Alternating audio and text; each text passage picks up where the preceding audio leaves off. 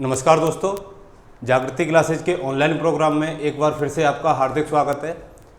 हम लोग प्रधानमंत्री पढ़ रहे थे और प्रधानमंत्री में पिछले लेक्चर में इसकी भूमिका, इसकी पदावधि क्या होती है, इसकी नियुक्ति कैसे की जाती है और उस नियुक्ति से संबंधित जितने भी क्वेश्चंस हो सकते थे उन सभी क्वेश्चंस को कवर किया जा चुका है। आज का जो लेक्चर है वो क्या रहेगा कि जो प्राइम मिनिस्टर होता है इंडिया का, इसकी पावर्स क्या है, इसके कार्य क्या है। तो इसके पावर्स को हमने 4 भागों में डिवाइड किया था दोस्तों। कितने भागों में? 4 भागों में। तो एक बार मैं उसकी लिस्ट बना देता हूँ या सिनॉप्सिस, जिससे कि आपको पढ़ने में थोड़ी आसानी रहे। पहला तो देखा था कि मंत्रिपरिषद के संबंध में प्राइम मिनिस्टर की क्या क्या पावर्स होती हैं।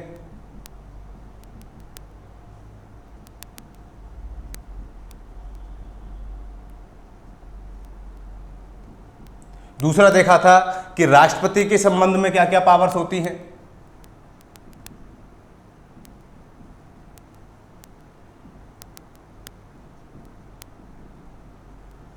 और तीसरा था संसद के संबंध में प्रधानमंत्री की पावर,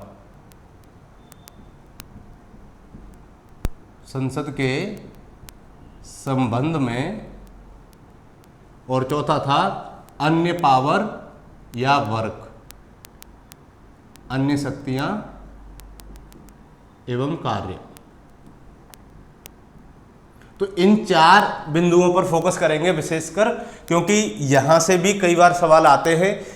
यूपीपीसीएस में, आरएएस में, यूपीएससी में डायरेक्ट सवाल यहां से कथन वाले आते हैं कि बताइए निम्न में से कौन सा कथन प्रधानमंत्री की शक्ति के बारे में सत्य है या असत्य है, या असत्य नहीं है या सत्य नहीं है। इस तरीके के जो सवाल आते हैं दोस्तों वो यहां से आते हैं। तो फिर कूट दिया जाता है और उस कूट के हिसाब से क्या किया जाता है, उस क्वेश्चन को सॉल्व किया जाता है। तो अब तक आप समझ चुके होंगे कि किस तरीके से हमको स्टडी करनी है और उस स्टडी के पैटर्न को अपना करके किस तरीके से एग्जाम में सफलता हासिल करनी है। तो सबसे पहला जो हमारा पॉइंट रहेगा वो क्या रहेगा, मंत्रिपरिषद के संबंध में जो प्रधानमंत्री की पावर्स होती हैं वो क्या होती है। तो एक बार मैं यहाँ एक एक करके ले रहा हूँ, तो ये सिनॉप्सिस आप बना लेना और उसके हिसाब से नोट करते जाना। तो ठीक है, चलिए पहला जो पॉइंट होगा हमारा किसके संबंध में, मंत्रिपरिषद के संबंध में। मंत्री परिषद के संबंध में प्राइम मिनिस्टर की क्या क्या पावर्स हैं। देखिए पहली पावर तो ये होती है कि जो पीएम होता है वो क्या होता है कि उसके जितने भी समकक्ष मंत्री होते हैं, चाहे वो कैबिनेट मंत्री हों, चाहे राज्य मंत्री हों, चाहे स्वतंत्र प्रभार के मंत्री हों या उप मंत्री हों, वो सभी मंत्रियों में क्या होता है, मुख्य होता है, प्रधान होता है। अर्थात कह सकते हैं कि प्रधानमंत्री अपने समकक्ष मंत्रियों में प्रधान होता है। तो पहला पॉइंट क्या आ जाएगा कि पीएम क्या होता है, सभी मंत्रियों में, या ये कह सकते हैं कि अपने समकक्ष मंत्रियों में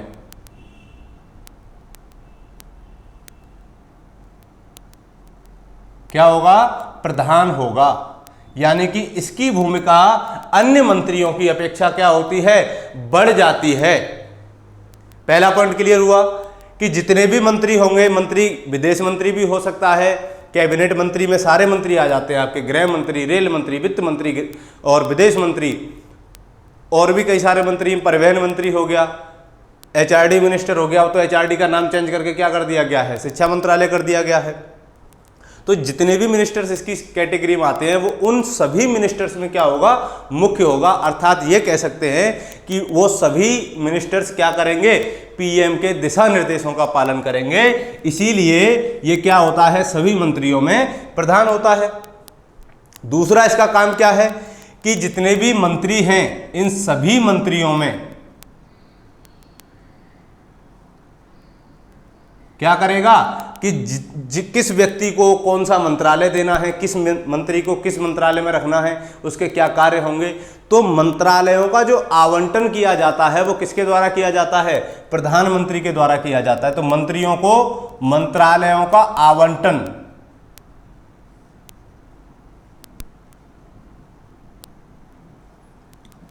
करना, ठीक है। एक तो ये कर दिया। जैसे मान लीजिए जब हम राष्ट्रपति पढ़ रहे थे तो उसके लिए ये देखा था कि राष्ट्रपति क्या करता है, प्रधानमंत्री की नियुक्ति करता है, या ये कह सकते हैं कि राष्ट्रपति को सलाह देने के लिए एक मंत्रिपरिषद होगी जिसका मुखिया प्रधानमंत्री होगा। अनुच्छेद 75 में क्या दे रखा है कि राष्ट्रपति प्रधानमंत्री की नियुक्ति करेगा एवं उसकी सलाह पर अन्य मंत्रियों की नियुक्ति करेगा। इसका मतलब क्या हुआ कि प्रधानमंत्री जिन व्यक्तियों को चाहे, क्या कि प्रधानमंत्री को उसके अनुसार जो व्यक्ति उस मंत्रालय के लिए ठीक लगे, उचित लगे, उसको क्या कर देगा, उस मंत्रालय को आवंटित कर देगा। दूसरी बात आती है कि मंत्रालय आवंटित कर दिए, फिर उसके बाद में ये मंत्रालय कैसे कार्य कर रहे हैं, क्या कार्य कर रहे हैं, इनके निर्णय क्या हैं, डिसीजंस क्या हैं, तो इनकी जो प्रगति होती है मंत्रालयों के कार्यों की, उस प्रगति की जांच करना या प्रगति को देखना भी किसका काम है, पीएम का काम है। ठीक है। एक पावर आती है कि जब मंत्री परिषद की बैठक होती है या किसी मामले पर पूरी मिनिस्ट्री की जब बैठक होती है, तो मिनिस्ट्री की बैठक की जो अध्यक्षता करता है वो कौन करता है, पीएम करता है, और उनको उचित दिशा निर्देश देता है। ये किसकी पावर हो जाएगी, प्रधानमंत्री की पावर हो जाएगी कि मंत्री परिषद की बैठक की अध्यक्षता करना।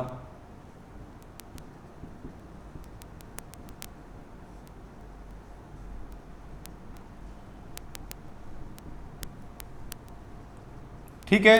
और इनको उचित दिशा निर्देश देना कि किस तरीके से काम करना है,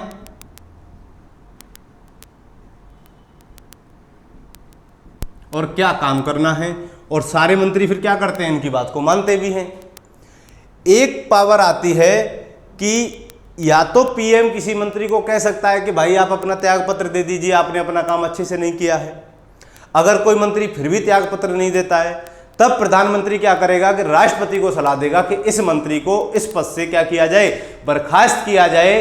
तब राष्ट्रपति उस मंत्री को क्या कर देता है, उसके पद से बर्खास्त कर देता है। जैसे जितने भी मंत्री होते हैं प्रधानमंत्री सहित, वो क्या करते हैं, राष्ट्रपति के प्रसाद पर्यंत अपना पद धारण करते हैं।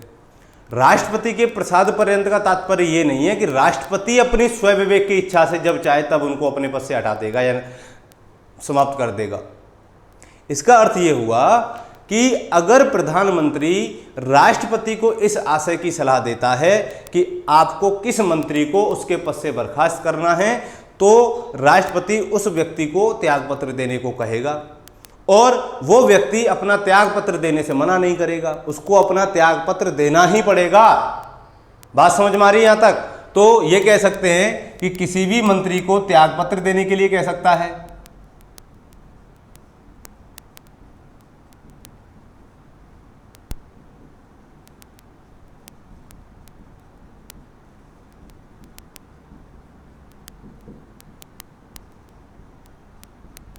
इसी के अंतर्गत क्या आ जाएगा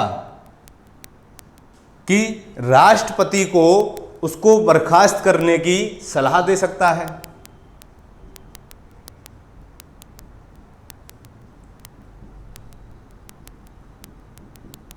किसको, मंत्री को, अगर वो इस्तीफा नहीं देता है तो।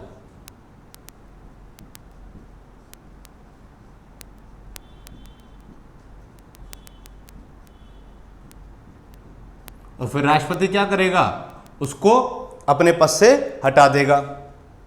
एक पॉइंट यहां पर यह आता है कि प्रधानमंत्री क्या कर सकता है, स्वयं त्यागपत्र दे सकता है, और स्वयं त्यागपत्र देगा तो मंत्रिपरिषद अपने आप क्या हो जाएगी, भंग हो जाएगी। तो इसको हम दूसरी भाषा में लिख सकते हैं कि प्रधानमंत्री स्वयं अपना त्यागपत्र देकर के पूरी मंत्रिपरिषद को भंग कर सकता है। क्या कर सकता है कि पीएम, प्राइम मिनिस्टर स्वयं त्यागपत्र देकर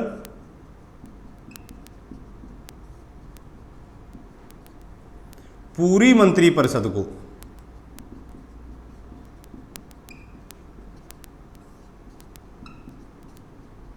समाप्त कर सकता है।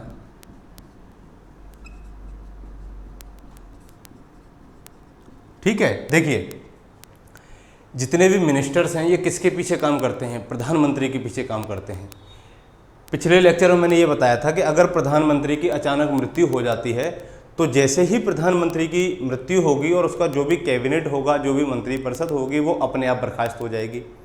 या कोई प्रधानमंत्री सदन में विश्वास मत हासिल नहीं कर पाता है और विश्वास मत हासिल नहीं कर पाता है तो उसको अपना त्यागपत्र देना पड़ेगा। जैसे ही प्रधानमंत्री त्यागपत्र देगा तब क्या होगा, मंत्रिपरिषद भंग हो जाएगी। एक ये हो सकता है कि अगर प्रधानमंत्री स्वयं चाहे तो अपना त्यागपत्र दे सकता है, जब वो स्वयं अपना त्यागपत्र देगा तब भी मंत्रिपरिषद क्या हो जाएगी, समाप्त हो जाएगी। बात समझ में आ रही है यहां तक। दूसरी बात है कि अगर किसी सरकार के पक्ष में या विपक्ष में अविश्वास प्रस्ताव लाया जाता है सदन में और उस अविश्वास के प्रस्ताव के खिलाफ कोई सरकार अपना विश्वास मत प्राप्त नहीं कर पाती है तो उसकी प्रधानमंत्री सहित उसकी पूरी कैबिनेट को क्या करना पड़ता है, पूरी मंत्रिपरिषद को अपना इस्तीफा देना पड़ता है। ये बात आप याद रखना कि अगर प्रधानमंत्री चाहे तो स्वयं त्यागपत्र देकर के पूरी मंत्रिपरिषद को समाप्त कर सकता है। ठीक है। एक पॉइंट हमारा ये आता है कि देश से संबंधित जितनी भी पॉलिसीज होती हैं, जितनी भी नीति होती हैं, तो नीति निर्माण में क्या होती है, प्रधानमंत्री और मंत्रिपरिषद की अहम भूमिका होती है, क्योंकि ये क्या करते हैं, देश के लिए योजनाएं बनाते हैं और उन योजनाओं का कार्यान्वयन या क्रियान्वयन किनके द्वारा किया जाता है, मंत्रिपरिषद के द्वारा किया जाता है। ठीक है। तो नीति निर्धारण में प्रधानमंत्री एवं मंत्रिपरिषद की क्या होती है, अहम भूमिका होती है। किसमें, नीति निर्धारण में।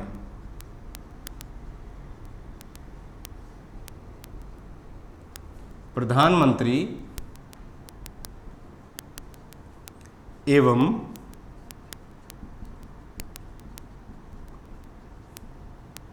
मंत्रिपरिषद की अहम भूमिका होती है। जैसे अभी नई शिक्षा नीति लाई गई है और नई शिक्षा नीति का जो निर्धारण किया होगा उसकी पॉलिसी जिसने भी बनाई होगी वो किसने बनाई होगी, मंत्रिपरिषद ने बनाई होगी। किसके साथ सलाह करके, पीएम के साथ सलाह करके, और उसको क्या कर दिया, जारी कर दिया गया। तो इस तरीके से चाहे वो कोई भी योजना हो, किसी भी योजना का जो प्रारूप है और उसका जो क्रियान्वयन है वो किसके द्वारा किया जाता है, प्रधानमंत्री और उसकी मंत्रिपरिषद के द्वारा किया जाता है। इसलिए प्रधानमंत्री और मंत्रिपरिषद की नीति निर्धारण में बहुत ही महत्वपूर्ण भूमिका होती है। इसके अलावा और कोई व्यक्ति नीति का निर्धारण नहीं कर सकता। तो ये थी मंत्रिपरिषद के संबंध में किसकी पावर्स, किसके कार्य, प्रधानमंत्री के कार्य क्या क्या है। देखिए पहला तो क्या है कि प्रधानमंत्री अपने समकक्ष मंत्रियों में क्या होगा, सबसे प्रधान होगा।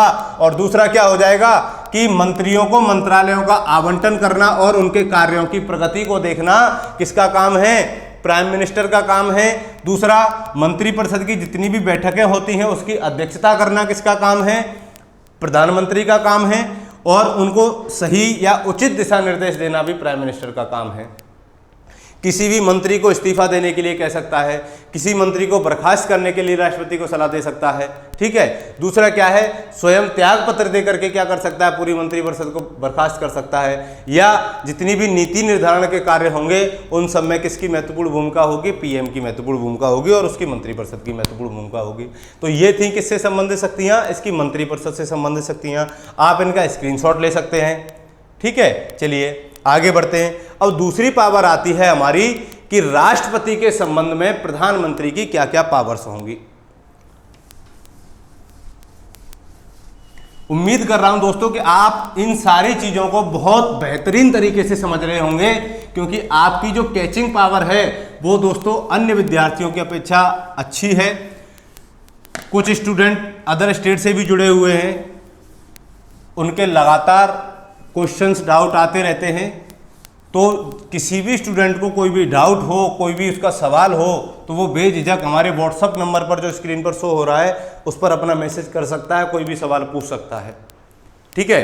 पिछले लेक्चर में एक क्वेश्चन दिया था और उसका आंसर कुछ ही बच्चों ने दिया था, सारे बच्चे उसका आंसर नहीं दे पाए, पता नहीं क्यों नहीं दिया उन्होंने।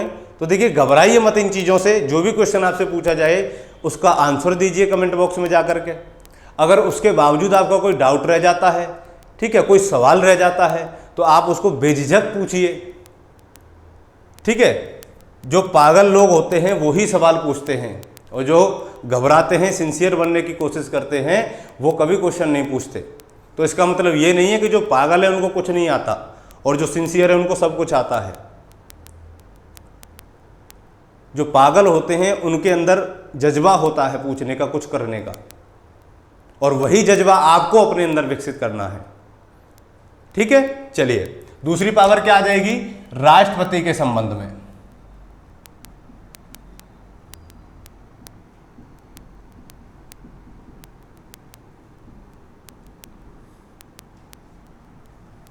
देखिए पहली पावर, राष्ट्रपति के संबंध में अगर हम इसके कार्यों की जांच करते हैं तो हमें सबसे पहले ये देखना पड़ेगा कि संघ के प्रशासन से संबंधित जितने भी काम होते हैं या संघ के विधान बनाने से संबंधित या कानून बनाने से संबंधित जितने भी काम होते हैं, उन सब कार्यों की सूचना प्रधानमंत्री किसको देगा, राष्ट्रपति को देगा। जब राष्ट्रपति उससे इस तरह की मांग करे तो क्या हो जाएगा कि संघ के, किसके, संघ के प्रशासन और विधान संबंधी कार्यों की सूचना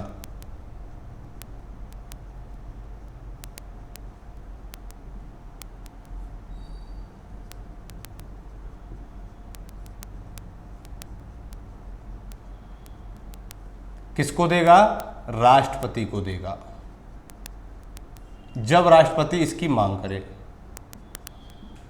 ठीक है, तो पहली पावर तो क्या हो गई राष्ट्रपति के संबंध में कि संघ के प्रशासन से संबंधित और कानून बनाने से संबंधित, विधान बनाने से संबंधित जितनी भी कार्यों की सूचना है, वो सूचना प्रधानमंत्री राष्ट्रपति द्वारा मांगे जाने पर राष्ट्रपति को देगा। दूसरा होता है कि प्रधानमंत्री कुछ अधिकारियों की नियुक्ति के संदर्भ में राष्ट्रपति को सलाह देता है और फिर राष्ट्रपति उन अधिकारियों की नियुक्ति करता है। जब हम राष्ट्रपति पढ़ रहे थे तो राष्ट्रपति के कार्यकारी शक्तियों में हमने देखा था कि राष्ट्रपति क्या करता है, कुछ अधिकारियों की नियुक्ति करता है। जैसे आपने देखा था कि महान्यायवादी की नियुक्ति कौन करता है, राष्ट्रपति करता है। कंट्रोलर ऑडिटर जनरल की नियुक्ति कौन करता है, नियंत्रक एवं महालेखा परीक्षक की नियुक्ति कौन करता है, राष्ट्रपति करता है। संघ लोक सेवा आयोग के सदस्यों एवं उसके अध्यक्ष की नियुक्ति कौन करता है, राष्ट्रपति करता है। ठीक है, वित्त आयोग के अध्यक्ष और उसके सदस्यों की नियुक्ति कौन करता है, राष्ट्रपति करता है। तो ये राष्ट्रपति की कार्यकारी शक्तियां थी, एग्जीक्यूटिव पावर्स थी। लेकिन क्या राष्ट्रपति स्वविवेक से ये काम करता है, नहीं। आपको ये याद रखना है कि इस तरह की जो सलाह होती है वो मंत्रिपरिषद या प्रधानमंत्री किसको देता है, राष्ट्रपति को देता है। तब राष्ट्रपति उन अधिकारियों की नियुक्ति करता है। ठीक है, तो चलिए अगली पावर क्या हो जाएगी इसकी कि प्रधानमंत्री विभिन्न अधिकारियों की नियुक्ति को लेकर के क्या करेगा, राष्ट्रपति को सलाह देगा। क्या सलाह देगा,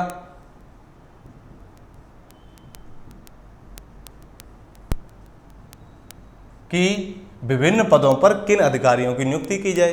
ठीक है,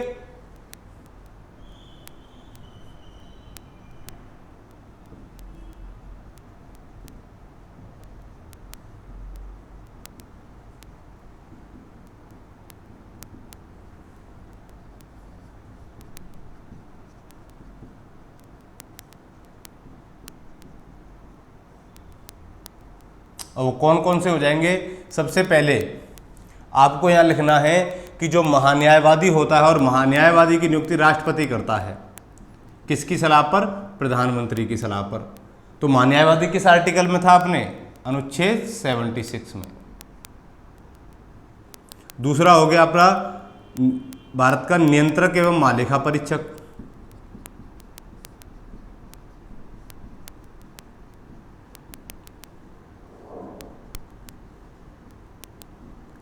संघ लोक सेवा आयोग के अध्यक्ष एवं सदस्य,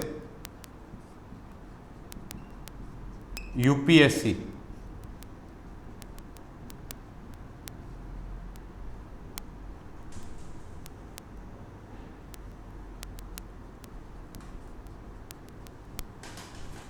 और फाइनेंस कमीशन अर्थात वित्त आयोग के अध्यक्ष और सदस्य।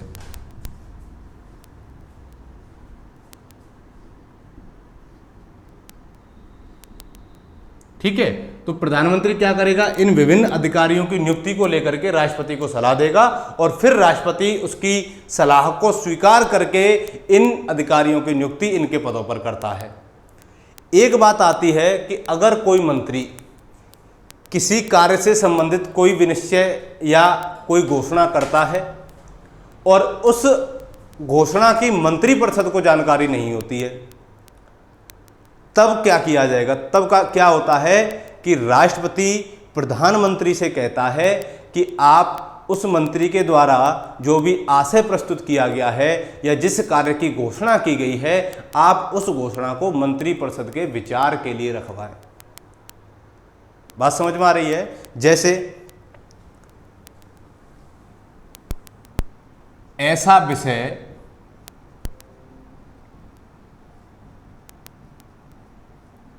जिस पर किसी मंत्री ने विनिश्चय किया है,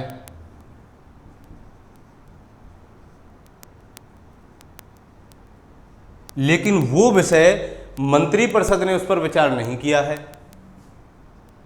लेकिन उस पर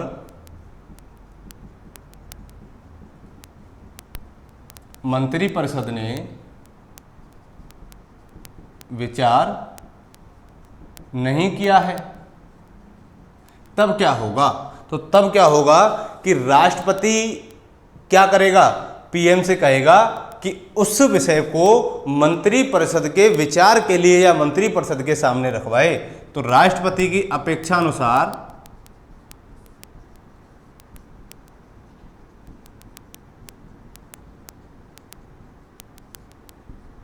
पीएम उस विषय को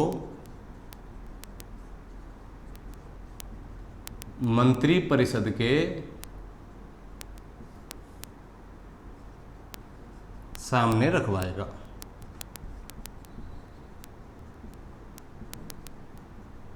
तो ये कुछ पावर्स थी इसकी, किसके संबंध में? राष्ट्रपति के संबंध में। तो आप इनका भी एक स्क्रीनशॉट ले लीजिए ताकि फिर आगे बढ़ते हैं। ठीक है, चलिए अब अगली पावर आती है हमारी संसद के संबंध में प्रधानमंत्री की क्या क्या शक्तियां होती हैं और क्या क्या कार्य होते हैं।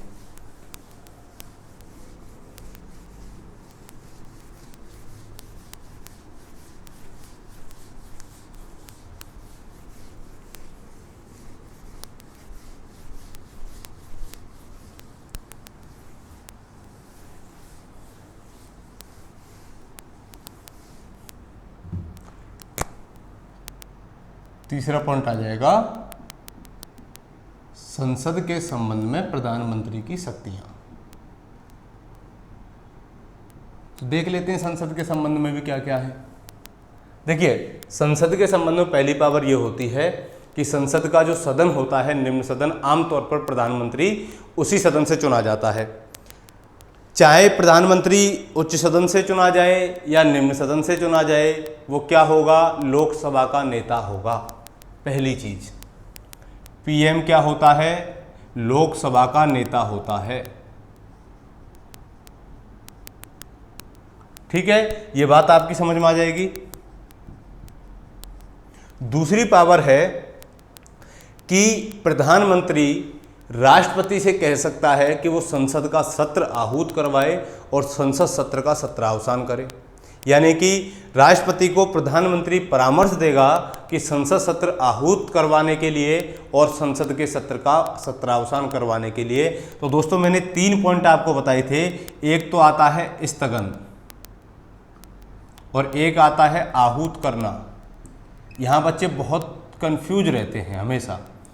आहूत करना, स्थगन, सत्रावसान और एक होता है विघटन। इन 4 शब्दों को एक और समझ लीजिए। आहूत करने का मतलब है कि संसद का सत्र बुलाना,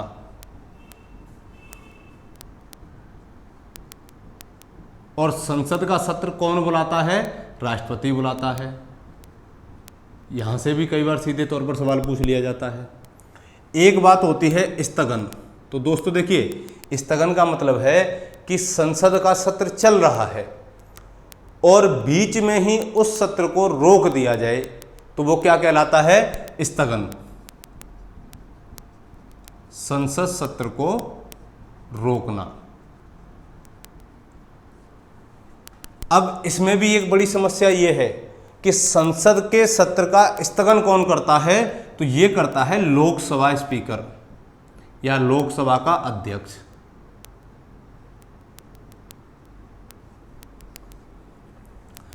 अब अगर लोकसभा का अध्यक्ष ये कह देता है कि संसद के सत्र का स्थगन इतने समय के लिए किया गया है, तब तो कोई परेशानी नहीं है।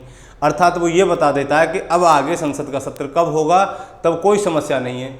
लेकिन संसद सत्र का स्थगन कर दिया और स्थगन करने के बाद में लोकसभा अध्यक्ष ने ये नहीं बताया कि अब संसद का सत्र कब चलेगा या इसकी बैठक कब होगी, तब उसको बोला जाता है अनिश्चितकालीन स्थगन या साइन डाई स्थगन। क्या बोला जाता है उसको? साइन डाई स्थगन या अनिश्चितकालीन स्थगन। मैं इसको इसलिए बता रहा हूं, यहां से सवाल आता है और कंफ्यूजन रहता है। और जैसे ही साइन डाई स्थगन होगा तब राष्ट्रपति के पास क्या पावर आ जाएगी कि राष्ट्रपति संसद का सत्रावसान अर्थात सत्र को ही समाप्त कर देना।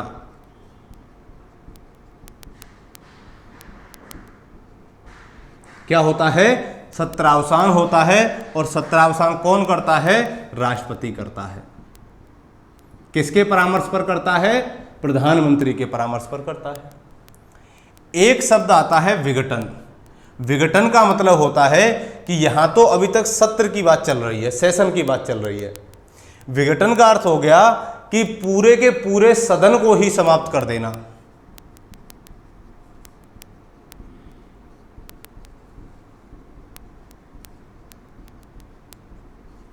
क्या आ जाएगा? सदन को समाप्त करना। और विघटन कौन करता है? राष्ट्रपति करता है। किसकी सलाह पर? प्रधानमंत्री की सलाह पर। अब देखिए, अपने लोग उसमें संसद में कितने सदन होते हैं? 2 सदन होते हैं। कौन कौन से? एक तो लोकसभा और एक राज्यसभा। तो राज्यसभा तो क्या है? स्थायी सदन है, इसका तो विघटन होगा ही नहीं।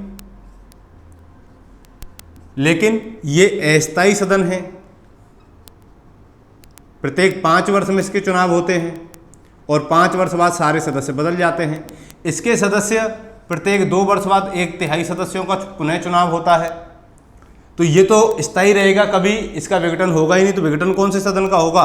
लोकसभा का होगा। तो सदन को समाप्त करना, तो किस सदन को समाप्त किया जाता है? लोकसभा को समाप्त किया जाता है, ना कि राज्यसभा को समाप्त किया जाता है। तो आप इन 4 बिंदुओं को याद रखना। यहां से बहुत सारे सवाल आते हैं और इसकी भाषा को इस तरीके से एग्जामिनर घुमाता है कि हमको सब कुछ आते हुए भी हम इसमें कंफ्यूज हो जाते हैं। तो इनका अर्थ एक बार आपको पता लग जाए कि संसद का सत्र बुलाना या आहूत करना ये किसका अधिकार है? राष्ट्रपति का अधिकार है। और राष्ट्रपति ऐसा किसके परामर्श से करेगा? प्रधानमंत्री के परामर्श से करेगा। संसद सत्र को रोकना या कुछ समय के लिए स्थगित कर देना वो लोकसभा अध्यक्ष करेगा। जब ऐसा वो अनिश्चितकाल के लिए करता है तो इसको साइन डाई स्थगन कहा जाता है। और जैसे ही साइन डाई स्थगन होगा तब संसद के पूरा सत्र ही समाप्त हो जाएगा। तो सत्र अपने 3 प्रकार के होते हैं: बजट सत्र, मानसून सत्र और शीतकालीन सत्र। जब ये संसद में चल रहे होते हैं तब वो सत्र कहलाते हैं और उनको समाप्त किया जाता है। विघटन की बात होती है तो पूरे सदन को समाप्त किया जाता है। और जब पूरा सदन समाप्त होता है तो प्रधानमंत्री को अपनी मंत्रिपरिषद के सहित क्या देना पड़ता है? इस्तीफा देना पड़ता है, त्यागपत्र देना पड़ता है। बात समझ में आ गई? यहां तक उम्मीद कर रहा हूं कि इसको समझ गए होंगे। और यहां से हमेशा क्वेश्चन आता है। चलिए नोट कर लेना अगर आप स्क्रीनशॉट लेना चाहो तो।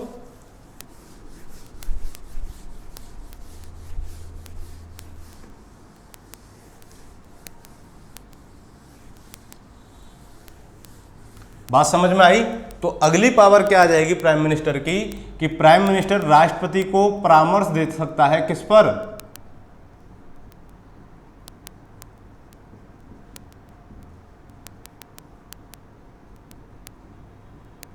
किस पर परामर्श दे सकता है? कि वो संसद सत्र आहूत करे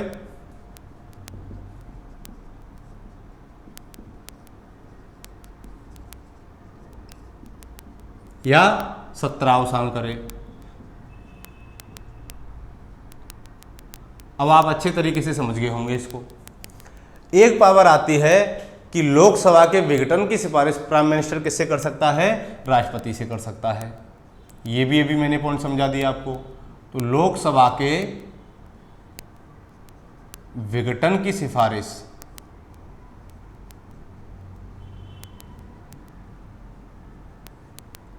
पीएम किससे कर सकता है?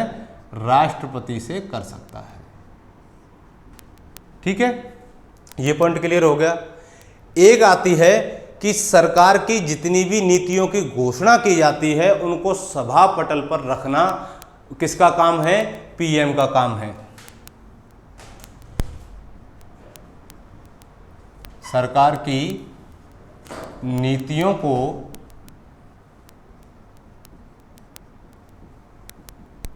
सभा पटल पर रखना किसका वर्क हो जाएगा? पीएम का काम हो जाएगा। अब देखिए लोकसभा में क्या होता है कि एक तो होती है पक्ष की सरकार जिसको बहुमत मिला और वो सरकार में बैठी है, एक पार्टी ऐसी होगी जो विपक्ष में बैठी होती है। तो लोकसभा में विपक्ष की बात को सुनना और जनता की इच्छा के अनुसार कार्य करना ये किसका काम है? प्रधानमंत्री का काम है। क्या करेगा वो? लोकसभा में, क्योंकि वो किसका नेता होता है? लोकसभा का नेता होता है। तो लोकसभा में विपक्ष की बात को सुनता है और अगर उसको लगता है कि नीति निर्धारण में विपक्ष के इन प्रस्तावों को स्वीकार किया जाए तो वो उन प्रस्तावों को स्वीकार कर सकता है। अगर उसको नहीं अच्छा लगता है कि नहीं विपक्ष की इन बातों को नहीं मानना है तो वो उनको अस्वीकार भी कर सकता है। दूसरी चीज, जनता की इच्छा के अनुसार काम करना, क्योंकि वो किसका प्रतिनिधि है? जनता का प्रतिनिधि है और जनता का प्रतिनिधि होने के नाते वो क्या करेगा? जनता की इच्छा के अनुसार कार्य करेगा। ठीक है,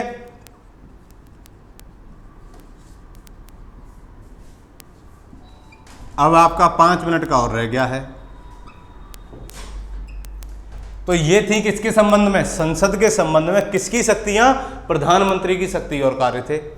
अब एक और पॉइंट बचा अपना, क्या कि प्रधानमंत्री के अन्य कार्य या अन्य शक्तियां। समझ गए होंगे आप इसको बहुत अच्छे तरीके से। आपकी कैचिंग पावर जो है दोस्तों वो बहुत शानदार है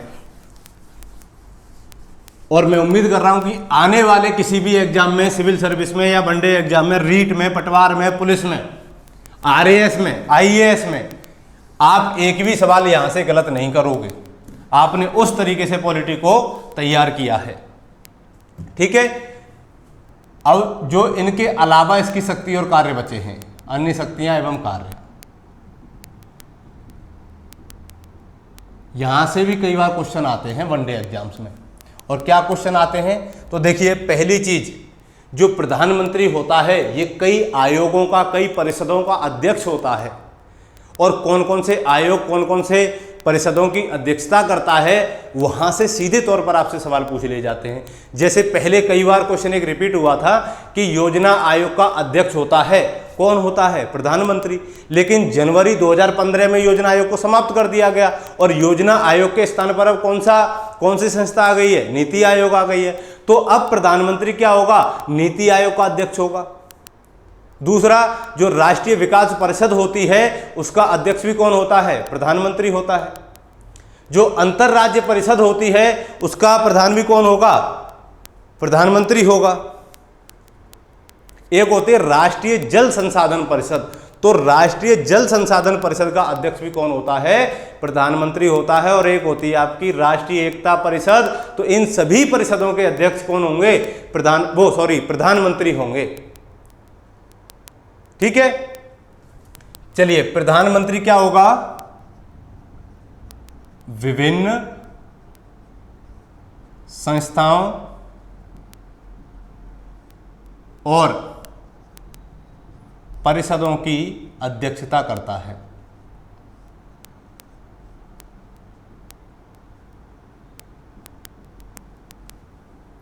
तो मैं उनके नाम लिख दे रहा हूं कि प्रधानमंत्री कौन कौन सी परिषदों की अध्यक्षता करता है। तो पहला, नीति आयोग का अध्यक्ष कौन होता है? प्रधानमंत्री होगा। दूसरा, राष्ट्रीय विकास परिषद,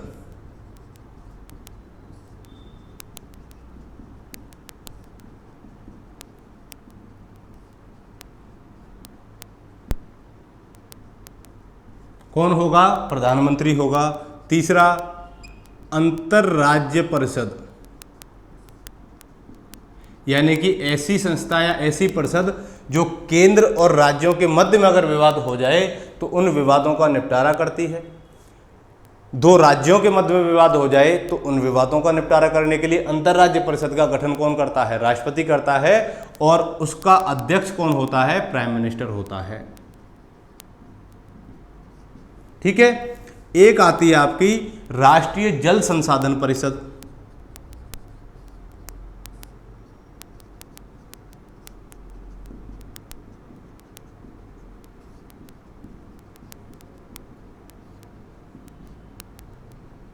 तो इसकी अध्यक्षता भी कौन करता है? प्राइम मिनिस्टर करता है। और एक और बची आपकी राष्ट्रीय एकता परिषद।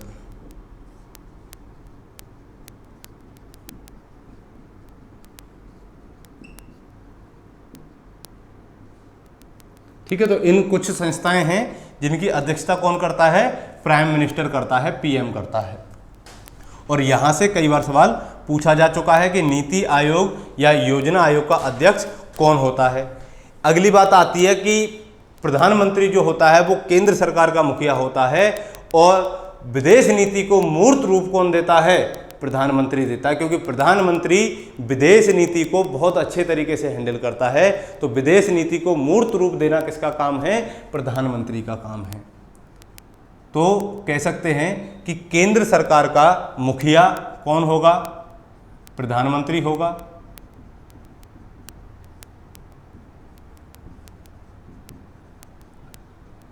तथा विदेश नीति को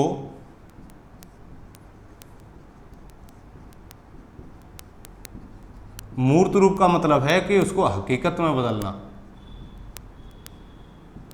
या उसको क्रियान्वित करना किसका काम हो जाएगा? प्रधानमंत्री का हो जाएगा। राष्ट्रपति जब हम पढ़ रहे थे तो राष्ट्रपति में देखा था कि राष्ट्रपति तीनों सेनाओं का कौन होता है? प्रमुख होता है, सर्वोच्च कमांडर होता है। लेकिन जो प्रधानमंत्री होता है वो सेनाओं का राजनीतिक प्रमुख होता है, ना कि वास्तविक प्रमुख। तो यहां पर एक पॉइंट और आ जाएगा कि प्रधानमंत्री सेनाओं का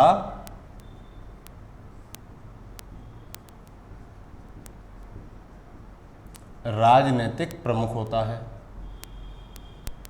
ठीक है। अगली बात आती है कि अगर देश में कोई डिजास्टर हो जाए, कोई आपदा हो जाए, तो उन आपदा प्रबंधन का जो सर्वे सर्वा होता है उस समय वो कौन होता है? प्रधानमंत्री होता है। आपदा प्रबंधन का या डिजास्टर मैनेजमेंट का सर्वे सर्वा या कार्यकर्ता कौन होगा? पीएम होगा। तो ये सारी पावर्स थी प्राइम मिनिस्टर से रिलेटेड जो आप समझ गए होंगे। और मैं वादा करता हूं कि एग्जाम में प्राइम मिनिस्टर से रिलेटेड एक भी क्वेश्चन आपका मिस नहीं होगा, अगर अच्छे तरीके से आपने इसको तैयार किया है तो। तब तक के लिए आप मस्त रहिए, व्यस्त रहिए। थैंक यू, धन्यवाद।